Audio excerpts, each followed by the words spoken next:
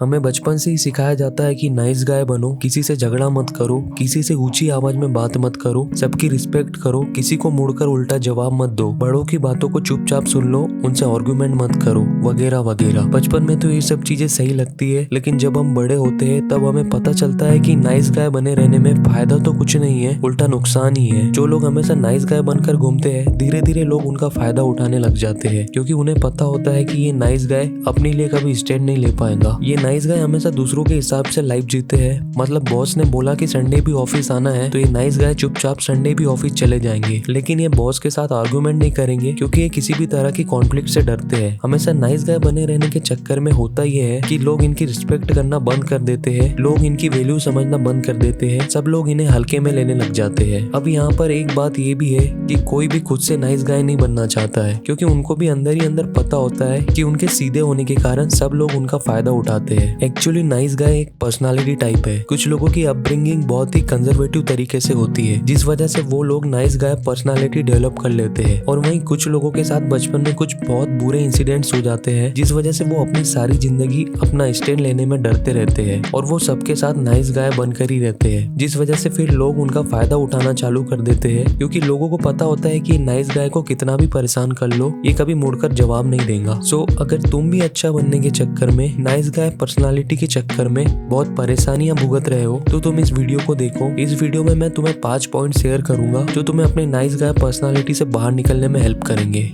First है, don't hold back. Nice guy personality वाले लोगों की सबसे बड़ी प्रॉब्लम ये होती है कि वो कभी खुलकर अपने ओपिनियन नहीं रख पाते हैं। वो सोचते हैं कि कहीं उनके ओपिनियन से सामने वाले पर्सन को बुरा ना लग जाए, इसलिए वो अपनी फीलिंग्स हमेशा अपने दिल में ही दबा कर रखते हैं। ये लोग हर सिचुएशन में कॉम्प्रोमाइज कर लेते हैं, चाहे उस चीज से इनका नुकसान ही क्यों ना हो रहा हो। इन लोगों में इतनी हिम्मत नहीं होती है कि ये सामने वाले पर्सन के सामने खुलकर अपना पॉइंट रख सके। इनके इस बिहेवियर की वजह से ही सब लोग इन्हें साइडलाइन भी कर देते हैं, और किसी भी चीज में ऐसे लोगों का ओपिनियन लेना जरूरी भी नहीं समझते हैं, क्योंकि उन्हें पता होता है कि ये तो कुछ में भी हाँ कर ही देंगे, इससे क्या ओपिनियन लेना। तुमने स्कूल या कॉलेज में भी ये देखा होगा कि जो लड़का खुलकर किसी भी टीचर या स्टूडेंट के सामने अपनी बात रखने में माहिर होता है, उसी लड़के को टीचर भी लाइक करते हैं, लड़कियां भी उसके प्यार में पागल होती है, हर कोई उसका दोस्त बनना चाहता है। और वहीं दूसरी तरफ जो लड़का कभी खुलकर अपने ओपिनियन नहीं रख पाता है, तो ऐसे लड़के को मैक्सिमम टीचर तो पहचानते ही नहीं है, और बाकी क्लासमेट भी उससे दोस्ती करने में इंटरेस्टेड नहीं होते हैं, और लड़कियां तो ऐसे लड़कों की तरफ देखती भी नहीं है। सो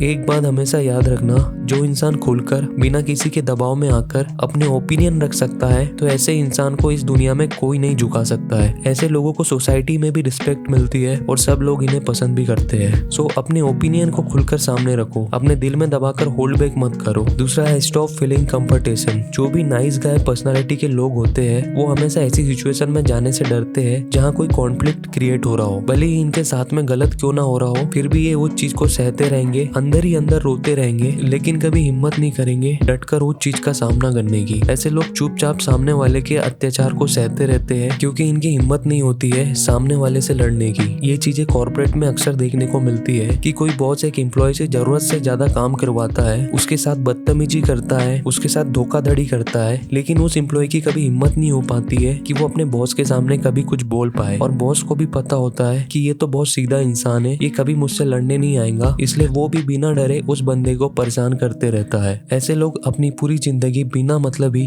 अत्याचार सहते रहते हैं, और अंदर ही अंदर रोते रहते हैं। सो देखो, डरो मत। अगर कोई तुम्हारे साथ गलत कर रहा है तो उससे लड़ो, उसे उसकी गलती का एहसास दिलाओ। अगर कोई तुम्हारा हक छीन रहा है तो उससे लड़ो और अपना हक वापिस लो, क्योंकि अगर तुम ऐसे ही डर डर के नाइस गाय बनकर रहोगे तो कभी खुश नहीं रह पाओगे। सो कोई भी कॉन्फ्लिक्ट हो रहा हो, उसे होने दो और खुलकर सामना करो।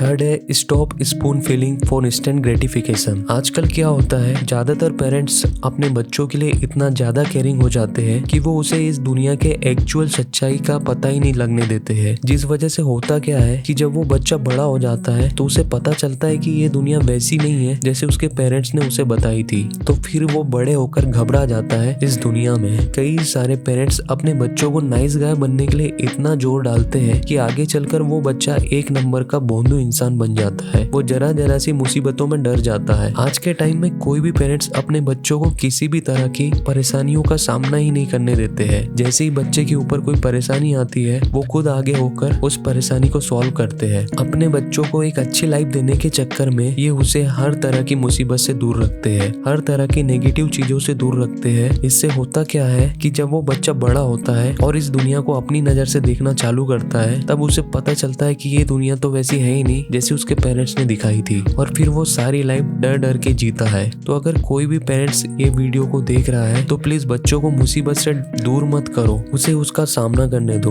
तभी वो आगे चलकर एक स्ट्रॉन्ग पर्सनालिटी वाला इंसान बन पाएगा। फोर्थ है, मेक योर नीड प्रायोरिटी। कई बार हम ज्यादा नाइस बनने के चक्कर में अपनी प्रायोरिटी को भूलकर सिर्फ दूसरों की प्रायोरिटी पर ही ध्यान देते हैं। हम अपनी खुशियों को साइड में रखकर सिर्फ वही काम करते हैं जिनसे दूसरों को खुशी मिले। जैसे कि कई बार क्या होता है, बहुत सारे लोग सिर्फ इसलिए इंजीनियरिंग कॉलेज में एडमिशन ले लेते हैं क्योंकि उससे उनके पेरेंट्स को खुशी मिलती है। भले ही उनका इंजीनियरिंग करने का मन ना हो, भले ही वो अंदर से हर दिन रोते रहते हो, फिर भी वो अपने पेरेंट्स की खुशी के लिए बिना कुछ कहे इंजीनियरिंग करते रहते हैं। जब हम रिलेशनशिप में भी होते हैं तब हम कई बार वो चीजें करते हैं जो हमें अच्छी नहीं लगती है, पर सिर्फ इसलिए करते रहते हैं क्योंकि सामने वाले पर्सन को कहीं बुरा ना लग जाए। तो कभी भी अपनी प्रायोरिटी से ज्यादा सामने वाले की प्रायोरिटी पर ध्यान देना बंद करो, वरना तुम सारी जिंदगी बस दूसरों के लिए ही जीते रह जाओगे। कभी खुद के लिए भी जी कर देखो, सिर्फ वो करो जो तुम्हें अच्छा लगता है। फिफ्थ है, stop expecting other to be nice with you.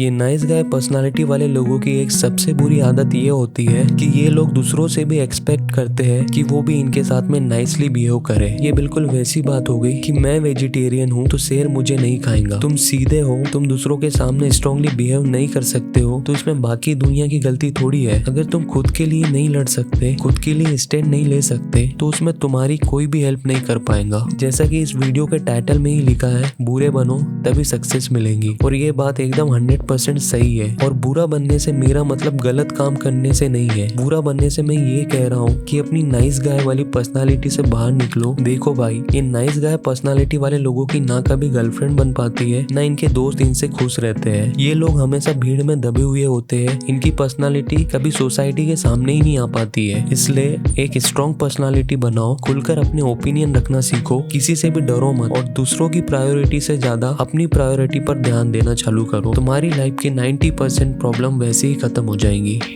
अगर ये वीडियो अच्छी लगी हो तो प्लीज इस वीडियो को लाइक कर दो। अगर तुम्हें मेरी वीडियोस अच्छी लग रही है तो प्लीज मुझे सपोर्ट करो मेरी वीडियोस को शेयर करके। प्लीज मेरी वीडियोस को शेयर करो अपने व्हाट्सएप ग्रुप में, इंस्टाग्राम पर, फेसबुक पर, हर जगह, ताकि मैं डीमोटिवेटेड ना हूँ और तुम्हारे लिए ऐसी अच्छी अच्छी नॉलेजेबल वीडियोस लाते रहो। और नए हो तो इस चैनल को सब्सक्राइब करो। Thank you so much.